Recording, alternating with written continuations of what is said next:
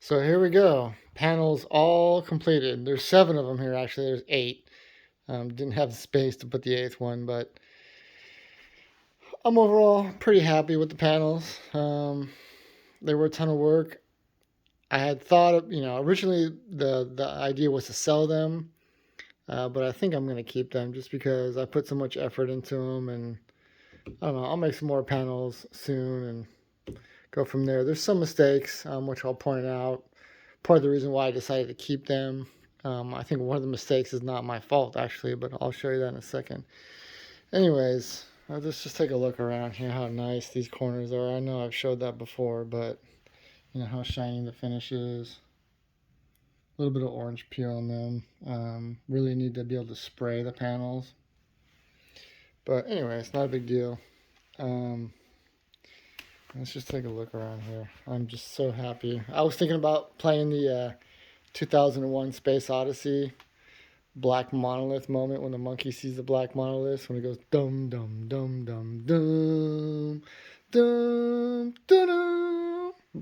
But YouTube will probably copyright that, and even that little bit that I just did that right there with my voice, YouTube will probably flag that or something. Who knows? Anyways, joking aside, overall pretty happy. I mean, I worked on these things for like 2 weeks or more. Seems like longer than that. So the only issue, and I'm actually going to contact Guilford and Maine about this, is, and I know this is not because I overstretched the fabric. I don't know if you can see this, but you see those little lines from the staple. So when the staple went into the fabric, it like caught a thread and pulled the threads and caused these lines to form along the edges. Pretty much all the panels have them. Really disappointing. Actually, I'm not upset. You can see them in the light. I plan to keep my future studio. I don't have a studio right now, but I plan to keep that studio. When I do have a studio, I plan to keep it dark anyways, and you can only really see these when the light's hitting them. But I'm gonna make a whole thing to I made a video. I'm gonna write some emails, make some phone calls to Guilford and Maine, because I really feel that this fabric has a defect, and that they know when they make this fabric, this acoustical fabric, that people are going to make sound panels, that they'll be stapling them, because even on the back side of the panel, with the fabric under no tension, that was happening. Zero tension. So it has nothing to do with over tightening the fabric, incorrect installation.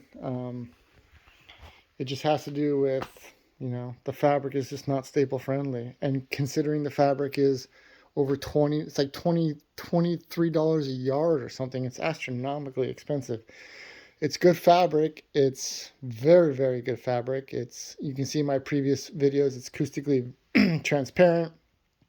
It's exceptional, but it's not staple friendly. And therefore, in the future, I won't be able to use this, at least for exposed framed panels, potentially maybe for wrapped panels, because these defects would be in the back and you wouldn't see it, so it really would be irrelevant, but not for this application. So I learned my lesson on that one. Again, you don't see it when it's dark. You don't notice it at all. Only when I brought the light in do you really see it. So for my purposes and keeping it for my studio, it's fine. Another issue with these is that they're absolute pain in the butt to not damage. This pine is pretty soft. I know probably have less problems with cherry and walnut. They're a little bit harder, but I think when you're doing this really fine finish work, any species of wood is going to have that issue, especially when you have these really sharp corners everywhere. There's a potential for damage. Let me see that little ding there? That's laying the panel down, and I had my staple gun, and it bumped up against the staple gun, and it was barely anything, and look at the damage that it did.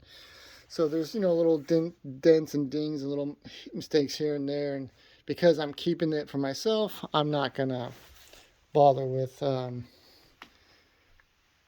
trying to fix them because, if I was selling them for resale, I would fix those issues. And interestingly, I don't know if you can hear my voice, but it sounds, the room's giving a little bit of reverberation, a little bit of flutter echo. It's a little alive. But when I come down here and I come down here towards the panels, I don't know if you can hear the difference, but that's gone away a lot. So I know these panels work. They're going to be, in terms of performance, they're going to work well. In terms of aesthetics, they're great. A few little flaws, but just overall, I'm so glad that they're done. It was just a tremendous amount of work. If I had better tools, if I had a sprayer, if I could have sprayed these, that would have saved me a massive amount of times versus hand rolling them and buffing them out with a polisher. And just better tooling, would have taken the cost down, the time down, really, not the cost, the time. But anyways, glad it's over. And in fact, it's really not over because I still need to make the mounting system for the back, but I'm gonna do that later. I'll probably just make the mounting attachments. I'll make a video when I do that, and then I'm gonna store these. Basically, I'm gonna get some foam edge protectors on it, put some desiccant in there, and then wrap them up with some bubble wrap, and I'll just store them until we move to a different house potentially and have an extra bedroom, and I can have my own little studio, which would be great, so I can get back to making music. So anyways, I know the videos are kind of boring, and I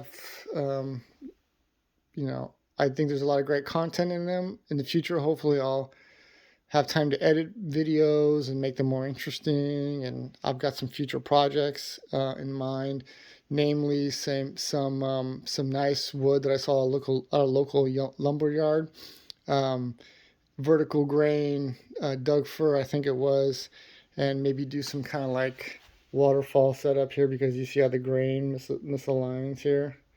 But with that vertical grain, if I can make the grain come down and then basically wrap around the panel, exceptionally hard to make, but that would be super awesome. I'm not, in terms of making panels, like making the wrapped frame panels are super easy.